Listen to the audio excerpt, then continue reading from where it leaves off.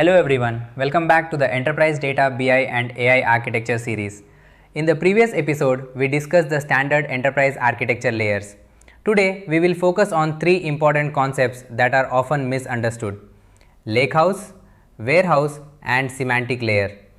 Many people compare them as if we must choose only one, but in real enterprise architecture, these layers often work together.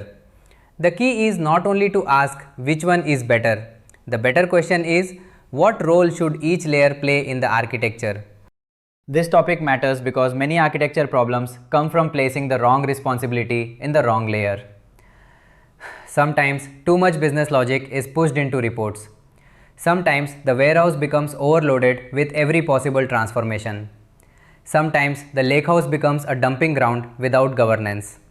Sometimes the semantic layer is ignored and every report calculates metrics differently. When this happens, users lose trust. Reports become inconsistent, performance suffers, and AI becomes unreliable. So we need to understand the purpose of each layer clearly. Let us start with a simple view. A lakehouse is a flexible data foundation. A warehouse is a structured analytics layer. A semantic layer is the business meaning layer.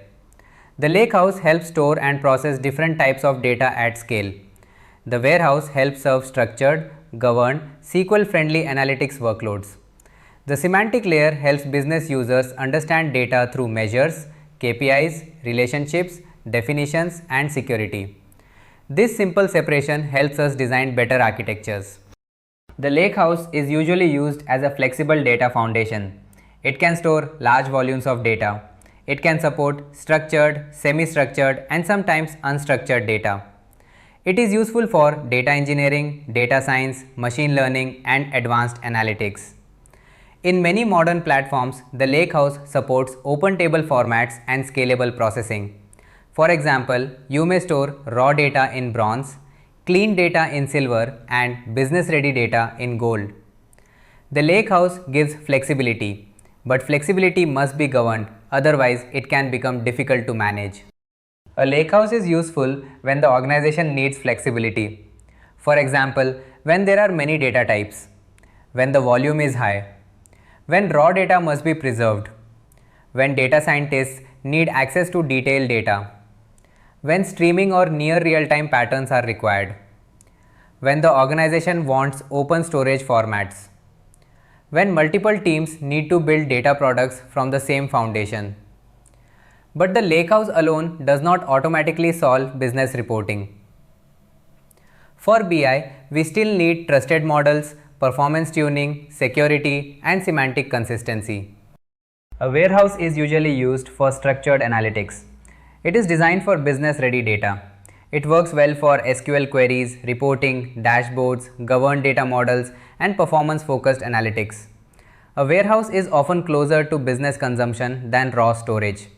It may contain curated tables, dimensional models, star schemas, facts, dimensions, aggregates, or domain-specific data marts.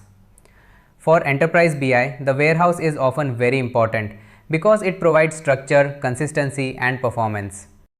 A warehouse is useful when the use case is structured and business-focused. For example, financial reporting, sales analytics, inventory dashboards, operational KPIs, executive reporting, domain-level analytics, regulatory reporting. The warehouse is also useful when users need fast SQL performance, repeatable reporting logic, and stable data structures. But the warehouse should not become the place for every raw file, every experiment, or every ungoverned transformation. It should serve curated and trusted analytics needs. The semantic layer is where data becomes business meaning. It defines measures, KPIs, relationships, hierarchies, dimensions, business definitions, security rules, calculation logic. For example, revenue, margin, active customer, inventory turnover, churn rate, or forecast accuracy. These are not just columns in a table, they are business concepts. The semantic layer helps business users and AI systems consume data consistently. Without a semantic layer, different reports may calculate the same KPI differently. The semantic layer is useful when consistency and trust are important. For example, when multiple reports use the same KPIs, when business users need self-service analytics, when Excel users need governed data access, when row-level security is required, when semantic models must be certified, when AI assistants need trusted business context. This is especially important for enterprise BI because if every team defines measures differently, the organization will not trust the numbers.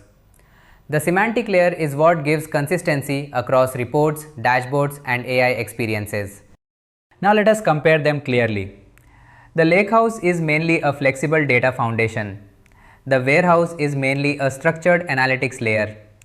The semantic layer is mainly a business meaning layer.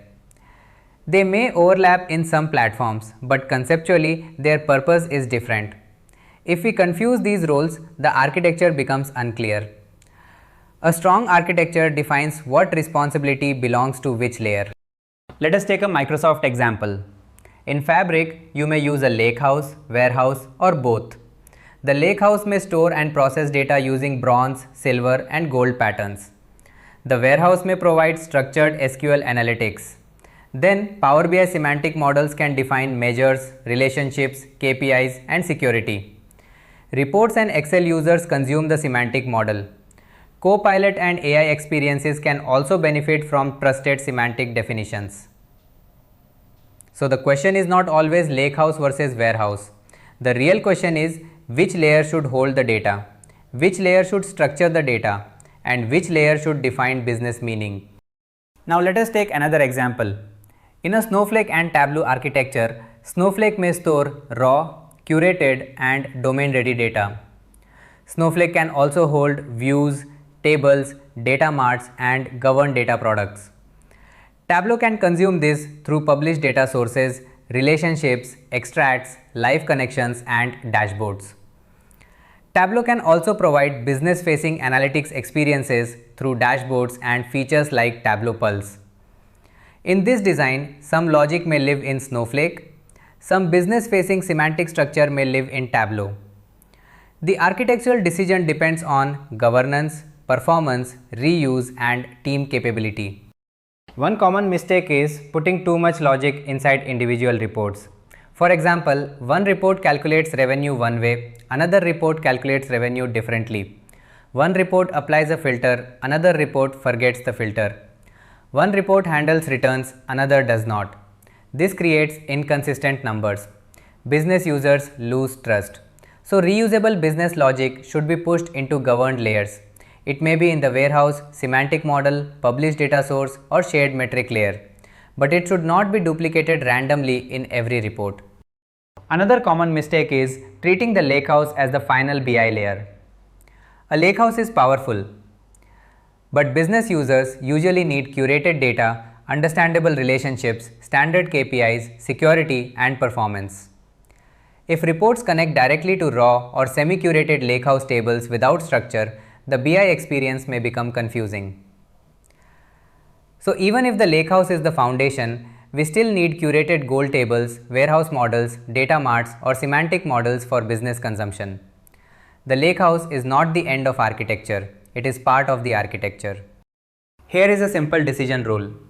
Store flexibly, structure carefully, define meaning centrally. If you need flexibility, scale, raw history, and mixed workloads, think lakehouse. If you need structured analytics, SQL performance, curated models, and reporting ready data, think warehouse or data mart. If you need business meaning, reusable metrics, security, Excel access, self-service, and AI context, think semantic layer. This rule will help you decide the right responsibility for each layer. In this episode, we clarified the difference between lakehouse, warehouse, and semantic layer. Lakehouse gives flexibility, warehouse gives structure, semantic layer gives business meaning.